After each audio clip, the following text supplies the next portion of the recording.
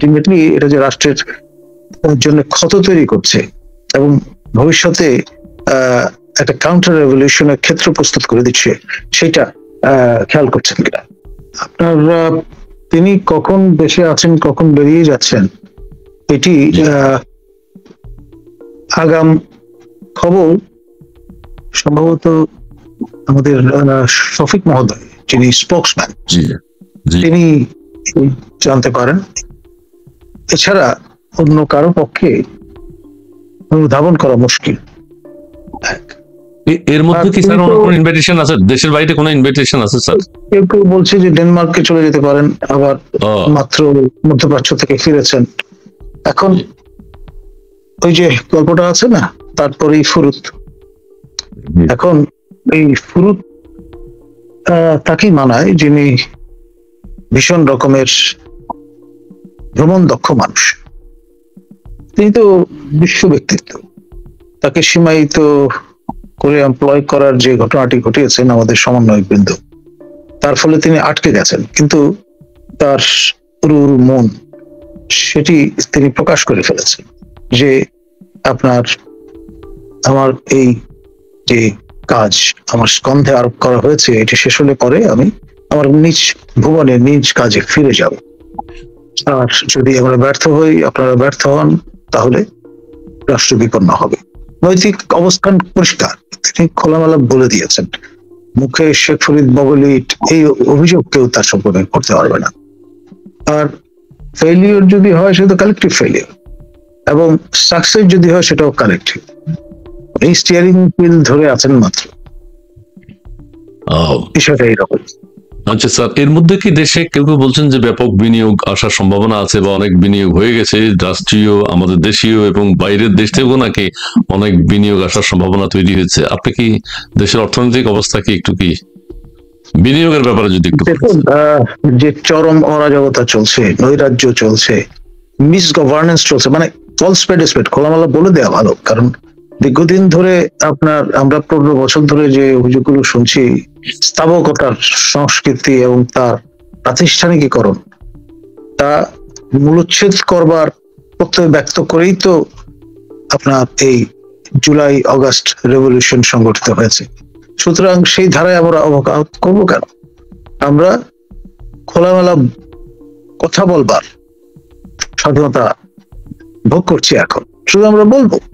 আপনি তো এই সরকারের পক্ষ থেকে নিশ্চয়ই অবগত হয়েছেন, তারা প্রতিশ্রুতি দিয়েছেন, অ্যাসিওর করেছেন সবাইকে, ডিজিটাল সিকিউরিটি অ্যাক্ট, নতুন মোড়কে যেটি সাইবার সিকিউরিটি অ্যাক্ট, সেটি তারা কোয়াশ করে দেবেন। যদিও অফিসিয়ালি এখন পর্যন্ত করা হয়নি, এবং কেউ কেউ বলছেন যে ওই আইন ব্যবহার করে মামলার রুজুর ঘটনাও ঘটেছে। তৎসত্ত্বেও আমরা আশাবাদী, আমরা আস্থা রাখতে চাই এই সরকারের উপর যে যার যা মনে হবে তা তারা প্রকাশ করবেন। ইউনূস সরকার অন্তরায় হয়ে দাঁড়াবে না। তাদের যারা আপনার স্টেট উইদিন স্টেট অ্যাক্টর হিসেবে এনএসআই, ডিজিএফআই, স্পেশাল ব্রাঞ্চে কর্মকর্তা কর্মচারী হিসেবে কাজ করছেন, তারা হয়তো গোপন নথি প্রেরণ করবেন, নানান রকমের মন্তব্য সহসিদ্ধ।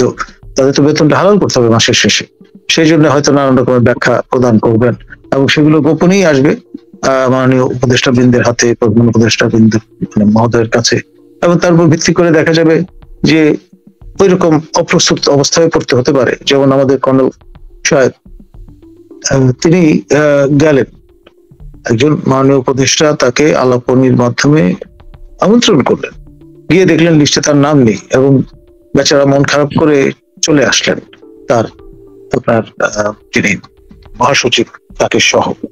তো এই ধরনের ঘটনা কখন ঘটে? কারণ স্টেট উইথ স্টেট অ্যাক্টররা যারা বেসিক্যালি করণিক কাজ করেন, আমি খুব খোলামেলা বলছি, তারা কতগুলো ট্র্যাডিশনাল কায়দায় লিপিবদ্ধ করেন, অমুকের আত্মীয় অমুক, তারপরে তিনি এই ভূমিকা পালন করেছিলেন ওই সময়, সুতরাং সেই দৃষ্টান্ত থেকে ইনফারেন্স ড্র করা যায়। এই ধরনের নানান রকমের ব্যাখ্যা বিশ্লেষণ দিতেই পারেন, এবং তার ফলে তিনি হয়তো আত্মপ্রসাদ লাভ করতে পারেন যে তার বেতন হালাল হচ্ছে। আলটিমেটলি এটা যে রাষ্ট্রের জন্য ক্ষত তৈরি করছে এবং ভবিষ্যতে একটা কাউন্টার রেভলিউশনের ক্ষেত্র প্রস্তুত করে দিচ্ছে, সেটা খেয়াল করছেন কিনা। চন্দন নন্দী আমাদের পাশের দেশে দিল্লি বেসড জার্নালিস্ট, তিনি কিন্তু ভয়ঙ্কর আপনার একটা বিশ্লেষণ হাজির করেছেন কিভাবে হাসিনা সরকার ইন্টেলিজেন্স ফেলিওর সংঘটিত হয়েছিল, এবং এই অর্গানে যারা আছেন তারাই কিন্তু কাণ্ডটা করেছেন। এখন ভবিষ্যতে আবার কোট আনকোট পোল্ট্রি খাওয়া যেটাকে বলে, সেই কাণ্ডটা যদি করে বসেন এবং ইউনূস সরকারকে ধসিয়ে দেন, তখন কি হবে? সেই জন্য আমার মনে হয় সাধু সাবধান, সবগুলো ডিম স্টেট উইদিন স্টেট অ্যাক্টরদের বাক্সে না রেখে আপনার নিজের মতো করে অ্যাসেস করবার চেষ্টা করা ভালো। তবে সেটা মাননীয় স্বরাষ্ট্র উপদেষ্টা মহোদয়ের স্টাইলে নয়।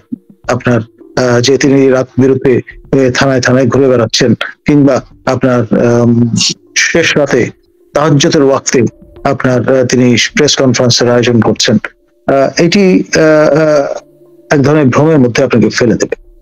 সেই জন্য খলিফা হারুনুর রশিদের মতো যদি ছদ্মবেশে ঘুরে বেড়ান, তাহলে হয়তো কিছু চোখে পড়লেও পড়তে পারে। সময় উপযোগিতা বিগত দিনে কেন ছিল না সেটা তখনও হতে পারতো। সারা দেশে যে গত 7 মাসে আমরা নৈরাজ্য দেখেছি, বঙ্গবন্ধুর বাড়ি ভাঙতে দেখেছি, শুধু বঙ্গবন্ধুর বাড়ি না 32 না, সারা দেশেই ভাঙচুর হয়েছে। সেই ক্ষেত্রে সন্ত্রাসীদের কি তখন আইন শৃঙ্খলা বাহিনী দেখেনি?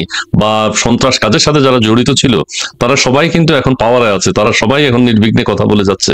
সেই ক্ষেত্রে আমাদের সেনাপ্রধানের বর্তমান যে রিয়েলাইজেশন, সেটা আরো আগে হওয়া উচিত ছিল কেউ বলছেন। এই বিষয়টিকে আপনি কিভাবে দেখেন স্যার? ইংরেজিতে একটি কথা আছে, সিইং ইজ বিলিভিং।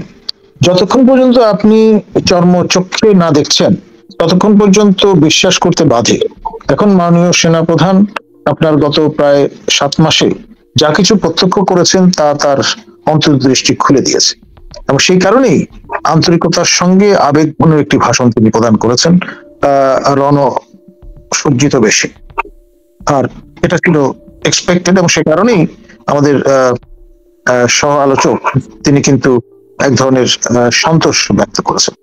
কারণ সবাই তো আসলে লিপ সার্ভিস নয়, সঠিক অর্থে যা কিছু এক্সপেক্টেড সেই রকমের ভাষ্যই প্রত্যাশা করে। ধন্যবাদ। আচ্ছা আচ্ছা, এই কথার প্রেক্ষিতে আরেকটি কথা ছোট্ট করে আপনাকে জিজ্ঞেস করি। সেনাপ্রধান গতকাল যে বক্তব্য দিয়েছেন, তার প্রেক্ষিতে তারপরে কি দেশে কোনো পরিবর্তন এসছে, সেটা একটু যদি বলেন। দেখুন, তিনি হানাহানি না করবার জন্য কাইন্ড অফ লাস্ট কল প্রদান করেছেন, এবং তারপরেই আমরা দেখলাম মধুর ক্যান্টিনের সামনে আমাদের স্নেহভাজন ছাত্র ছাত্রীবৃন্দ তারা কিন্তু একে অপরের উপর হামলে পড়লেন। ব্রড যে ডিভিশনটা দেখা গেল, পাবলিক ভার্সেস প্রাইভেট ইউনিভার্সিটির শিক্ষার্থীরা দ্বন্দ্বে জড়িয়ে গেল। তো ফলে ব্যাপারটি দাঁড়াচ্ছে এই যে তার যে ক্লারিয়ন কল, সেটিতে খুব একটা অ্যামিউজড আমাদের পরবর্তী প্রজন্মের যারা তরুণ যুবা, তারা খুব একটা বা নারী, তারা খুব একটা রেসপন্ড করেছেন বলে মনে হয় না। আর একটা ছোট্ট প্রশ্ন করি, আমাদের আপনার একটা রেকর্ড ছিল নাকি, বেশ আলোচনা হয়েছে যে আপনি রাত 3টার সময়, করোনার সময় আপনি ক্লাস করিয়েছিলেন। আমাদের মাননীয় স্বরাষ্ট্র উপদেষ্টা রাত 3টার সময় প্রেস কনফারেন্স করে আপনার সেই রেকর্ড ভেঙে দিয়েছেন। হয়তো 3টার 1 মিনিট পরে করেছেন, সেই রেকর্ড আপনার আর এখন নেই। তো সেই ক্ষেত্রে তিনি যে হুমকি দিয়েছেন সেই দিন, বা যেভাবে কথা বলেছেন, তিনি অনেকে বলেছিলেন, ভেবেছিলেন যে তিনি হয়তো পদত্যাগ করবেন বা অন্য কোনো দেশের সাথে আমাদের যুদ্ধ বিগ্রহের ঘোষণা দিবেন, কিন্তু তিনি শান্তি শৃঙ্খলার কথা বলেছেন। তার কথার পরেও কি আমাদের দেশের কোনো উন্নতি হয়েছে বা কোন আইন শৃঙ্খলা পরিস্থিতির উন্নতি হয়েছে আপনি দেখতে পেয়েছেন? দেখুন, আমাদের 3 স্টার অবসরপ্রাপ্ত জেনারেল, তিনি 111 সরকারের সময় কোয়ার্টার মাস্টার জেনারেল ছিলেন। আপনার সেই খেলার মাঠের সাগাটা নিশ্চয়ই মনে আছে। এবং সেই সময় আমাদের ডাকুবুকো তরুণ প্রজন্মের ছাত্ররা, তারা তার যে শকট, সামরিক শকট এবং কমব্যাট পরিহিত যিনি চালক, তাকে নামিয়ে দিয়ে আপনার শকটটি কিন্তু পুড়িয়ে দিয়েছিল। আপনার তিনি ওই রেজিমের ডার্ক হর্স নাটাই তার হাতে, এটা জানা সত্ত্বেও তারা কিন্তু পিছপা হয়নি। আজি সুপার মার্কেটের সামনে এই ঘটনাটি ঘটেছিল, এবং এটি এমন একটি পরিস্থিতি তৈরি করেছিল, 3 দিনের মধ্যে সারা দেশ এই হাঙ্গামা ছড়িয়ে পড়েছিল, এবং that was the last pin in the coffin. আপনার ফেরদৌস কুরেশি মহোদয়ের যে স্বপ্নের বা আপনার কিংস পার্টি, সেটি কিন্তু আর হ্যাচ করেনি। ওই ঘটনাটি আসলে এমন ডিসাইসিভ একটা বিষয় ছিল।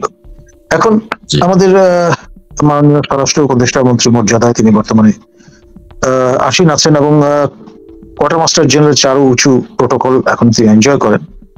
ফ্ল্যাগ সামরিক ফ্ল্যাগ নয়, এটি হচ্ছে জাতীয় পতাকা, যেটি পথ করে ওড়ে তার সকটে।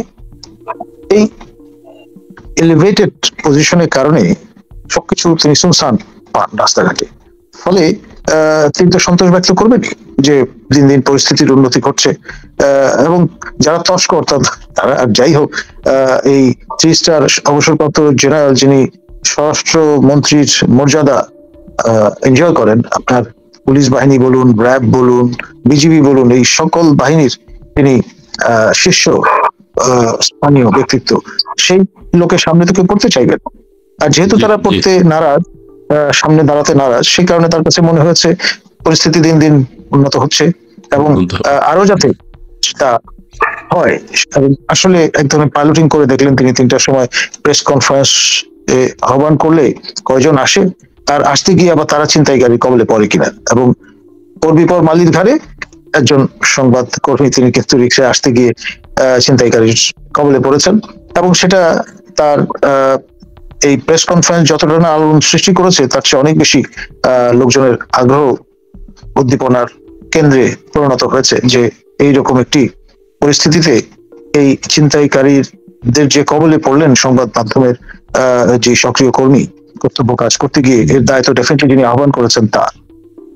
জি জি, যাই হোক, আমরা তো স্যারের কথায় আমি যেটা বুঝলাম যে আমাদের স্বরাষ্ট্র উপদেষ্টা, মাননীয় স্বরাষ্ট্র উপদেষ্টার তার নিরাপত্তা নিশ্চিত হয়েছে। তিনি দেখতে পাচ্ছেন দিন দিন তার নিরাপত্তা বাড়ছে, সেই হিসেবে তিনি মনে করছেন সারা দেশের মানুষই নিরাপদ আছে। রাজ্য স্যার, সংক্ষেপে একটা প্রশ্ন, সেনাপ্রধান যে কথাটি বলেছেন যে 18 মাসের নির্বাচনের কথা উনি আগেই বলেছেন, এখন আবার তিনি সেটি পুনর্ব্যক্ত করেছেন এবং ডিসেম্বরের মধ্যে একটা কথা তিনি উল্লেখ করেছেন। এই নির্বাচন কি আসলে যদি হয় তাহলে তো দেশের জন্য মঙ্গল, একটা রাজনৈতিক দল গণতান্ত্রিক ভাবে নির্বাচিত হয়ে ক্ষমতায় আসবেন, এটার সম্ভাবনা কতটুকু দেখেন আপনি? দেখুন, তিনি তার পক্ষ থেকে প্লেস বাউন্ড যে তিনি 18 মাস তিনি এবং তার যারা আন্ডার কমান্ড তারা সহযোগিতা করবেন। এরপর সহযোগিতার কোনো গ্যারান্টি বা প্রতিশ্রুতি কিন্তু দিতে তিনি নারাজ। সেই বিষয়টি তিনি সাফ জানিয়ে দিয়েছেন। তিনি বরাবর কনসিস্টেন্ট একজন মানুষ, যা বলেন তাই করেন। সেনাপ্রধান বলেছেন, এর আগেও একটা সাক্ষাৎকারে তিনি বলেছেন 18 মাস, 25শে ফেব্রুয়ারি তিনি বলেছেন 18 মাসের বিষয়টি বলেছেন। এবং স্যার আর একটা বিশেষভাবে যেটা বললেন, 18 মাসের মধ্যে হলে ওনারা আইন শৃঙ্খলা পরিস্থিতি নিয়ন্ত্রণের বারে সেনাপ্রধানদের বা সেনাবাহিনীর যে সহযোগিতা সেটি তিনি করবেন, কিন্তু 18 মাসের পরে কি হবে সেটি তিনি কিন্তু আর উল্লেখ করেননি। এটাই তো বুঝলাম স্যার। দেখুন, আমাদের সংস্কৃতিতে দীর্ঘসূত্রিতা চিরস্থায়ী, এবং সেই জন্যই আমাদের যে প্রবাদটি আছে, আমরা বলি 18 মাসে বছর। খেয়াল করেন, 12 মাসে বছর নয়, কিন্তু 18 মাসে বছর। 18 মাস।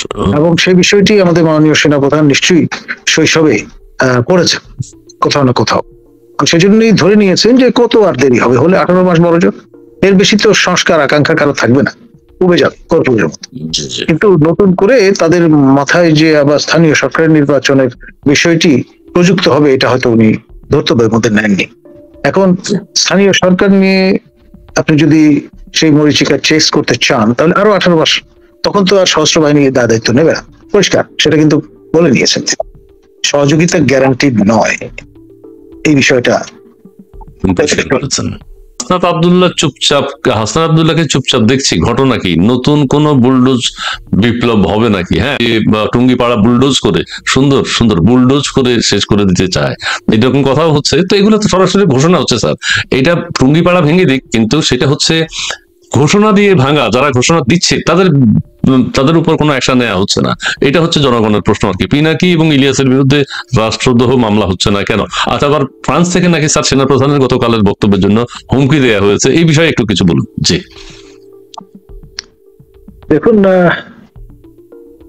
আয়াতুল্লাহ রুহুল্লাহ খোমেনি ইরানের ইসলামী বিপ্লবে সময় ফ্রান্স থেকে এসে আপনার অবতরণ করেছিলেন ইরানের মাটিতে। আর সেই রকম ভবিষ্যতে আমরা যদি মুসলিম আপনার একেবারে রাঢ় শ্রেণীর সাবেক ব্রাহ্মণ পিনাকি ভট্টাচার্যকে পাই, তাহলে অবাক হওয়ার কিছু থাকবে না। আপনার নিশ্চয়ই জানেন যিনি ব্যক্তিগত জীবনে একজন মুসলিম নারীর দ্বার পরিগ্রহ করেছেন, এবং আপনি জানেন শরীয়ত শরা মোতাবেক মুসলিম নারী যদি বিবাহ করতেই হয় তাহলে তাকে অবশ্যই ধর্মান্তরিত হতে হবে। এখন একজন হয়েছে তো।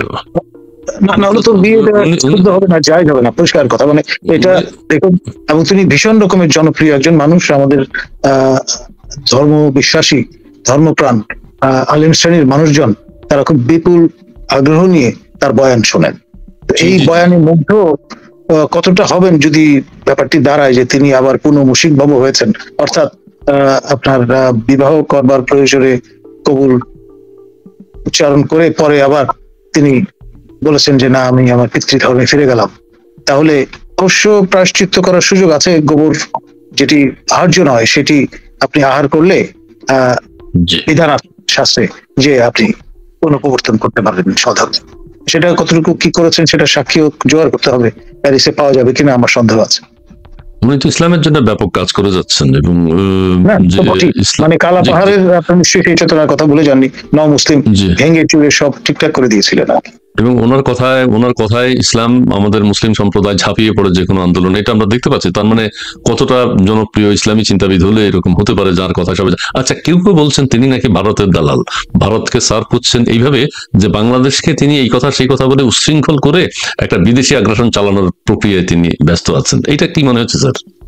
এটা আমি উইথ পিঞ্চ অফ সল্ট দেখবো এই জন্যে যে আপনার তিনি নাম দেখে কেউ যদি বিভ্রান্ত হন, তিনি ভট্টাচার্য অর্থাৎ রাঢ় শ্রেণীর ব্রাহ্মণ। নিশ্চয়ই জানেন ব্রাহ্মণ, বাঙালি ব্রাহ্মণদের ক্যাটাগরিজ বারেন্দ্র শ্রেণীর ব্রাহ্মণ, যাদের মাথা গোল, রক্তের যে ব্লাড গ্রুপ সেটা নিয়ে ঝামেলা আছে, এবং তাদের উত্তর ভারতের পবিত্র মন্দিরগুলোতে ঢুকতে দেওয়া হয় না, শরৎচন্দ্রের কাহিনীতে বলা আছে সেটি। কিন্তু রাঢ় শ্রেণীর ব্রাহ্মণ, তারা আপার গ্যাঞ্জেটিক বেল্টের সঙ্গে যুক্ত এবং তাদের কৌলিন্য অসাধারণ।